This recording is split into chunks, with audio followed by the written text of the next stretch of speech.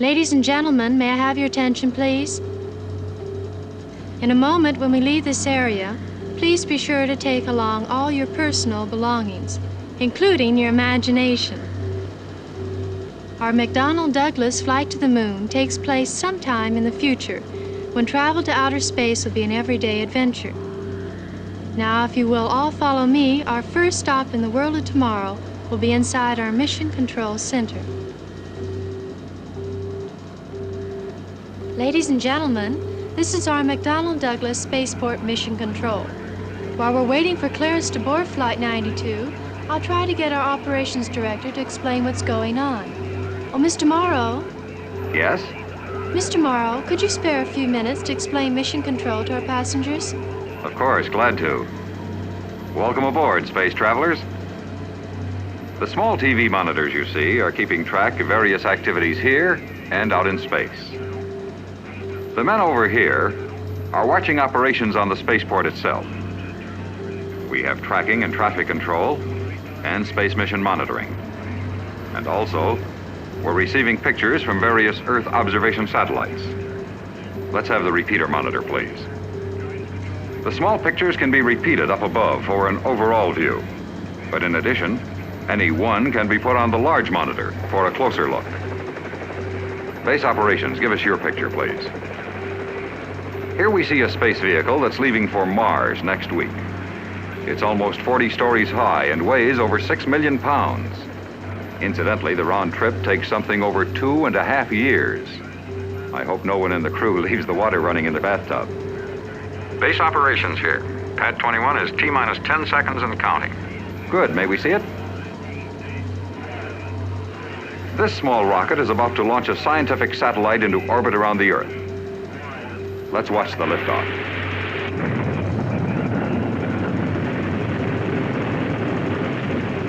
At peak times here, we have a launch or landing every 3 or 4 minutes. And as you see, we handle all sorts of missions. Attention, Flight 704 has retrofired and is starting re-entry. Let's see it. This is a picture you don't see very often.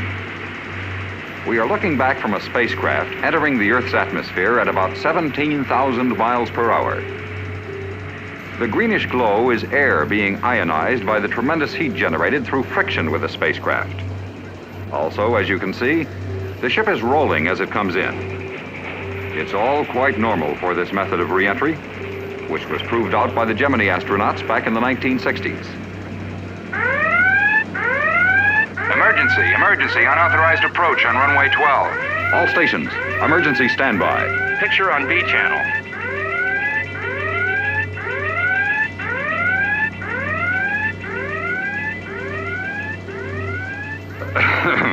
Well, at least this is one UFO we can identify.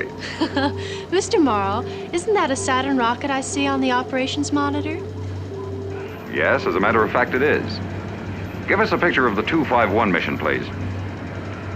This spacecraft is just about to be launched on a prospecting trip to the asteroid belt. Stand by. T-minus 5 seconds. 4, 3, 2, 1. Ignition.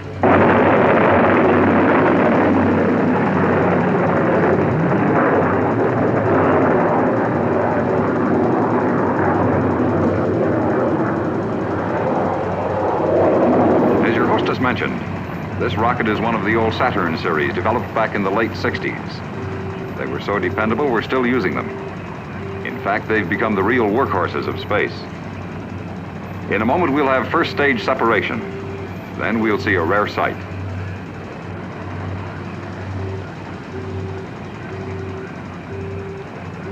First stage separation. This picture is coming from a camera in the first stage. The second stage is moving out into position for firing. That was the second stage engine igniting. And as you can see, the spacecraft is on its way. Just as you will be shortly. Flight 92 is now ready for boarding. On the large monitor, you can see your McDonnell Douglas lunar transport. The countdown is in progress and all systems are go. Have a pleasant flight. Thank you, Mr. Morrow. Ladies and gentlemen, please follow me to the boarding area.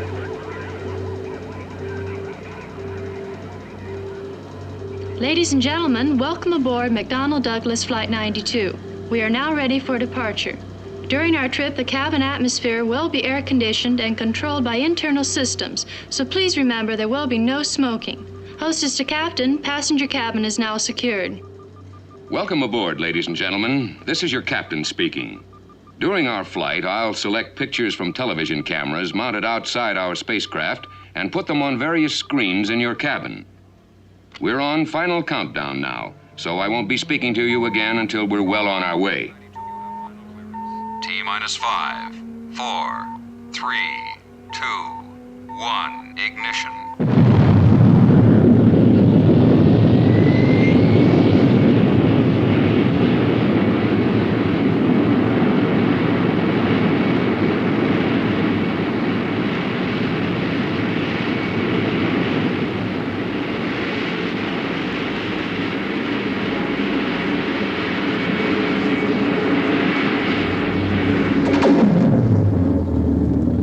Attention, please. We have just passed maximum flight dynamic pressure.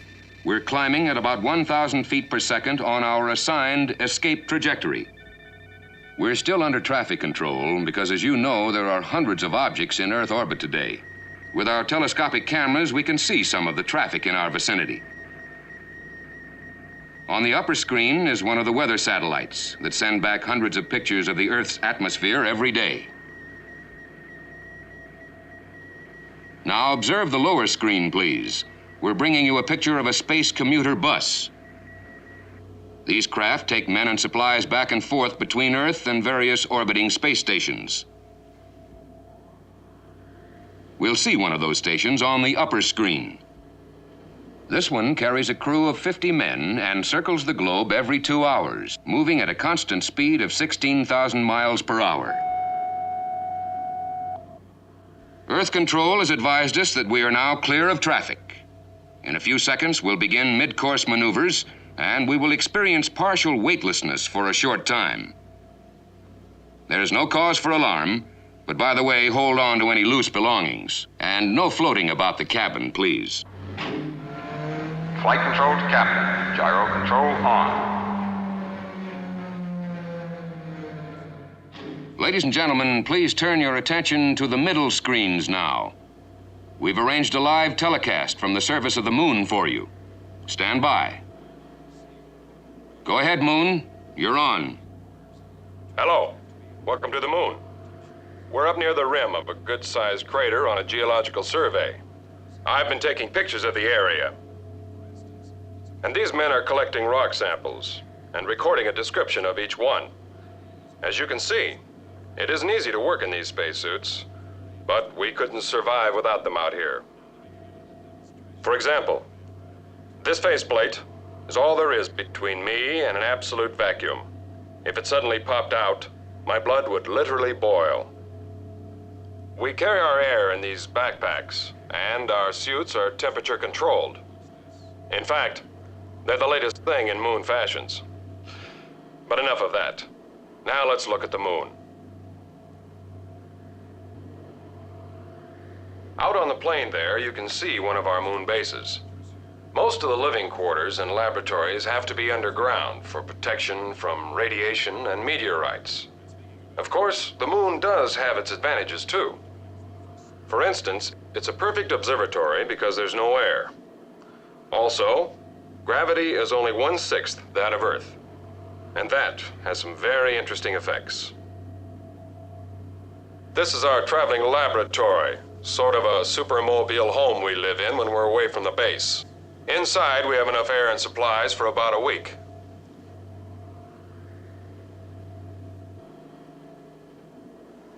It's a little cramped, but after walking around in a spacesuit for a couple of hours, it feels like a mansion.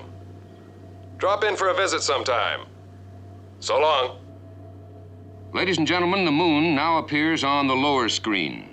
It will remain there during our passage near the surface. Flight 92, this is Copernicus Control. Radar contact. Your altitude at closest approach will be 045 miles. Velocity 6,020 miles per hour. Control clear. As you can see, the moon is riddled with thousands of craters of various sizes.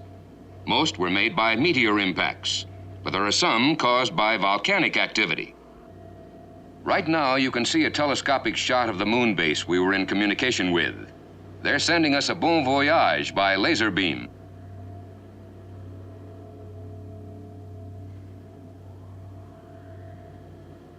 In just a minute now, we'll pass into the lunar night, and flares will be launched so that you can see some of the surface.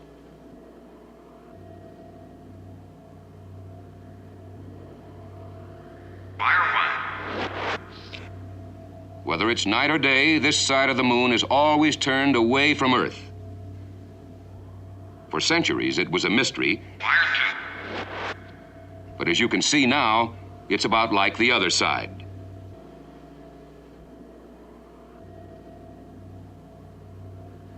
Ladies and gentlemen, we're now leaving the dark side of the moon and moving into the sunlight again.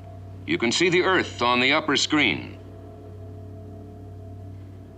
Right now, we're in a good position to look at the sun. It's always a dramatic sight from space. We'll use the middle screens, since this requires special filters and telescopic lenses. Those huge dark areas are sunspots. Actually, they're cool patches on the sun, a mere 7,000 degrees.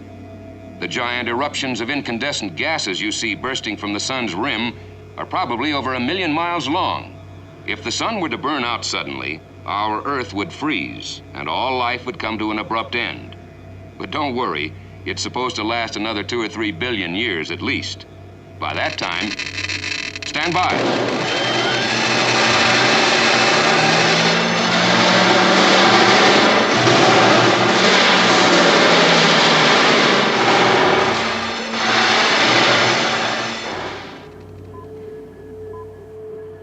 Attention, please. We've just passed through a shower of meteoroids, sometimes called shooting stars. We took a few hits, but we'll make it home all right. Traffic control has given us a priority re-entry clearance. As you can see on the lower screen, we're almost back to Earth, and in a few seconds, we will increase power for terminal deceleration. Please remain in your seats until all rockets are shut down.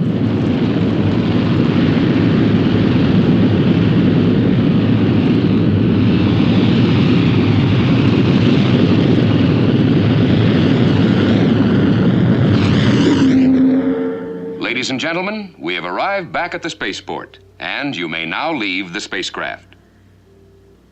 We're happy to have had you aboard, and we hope you'll fly with us again.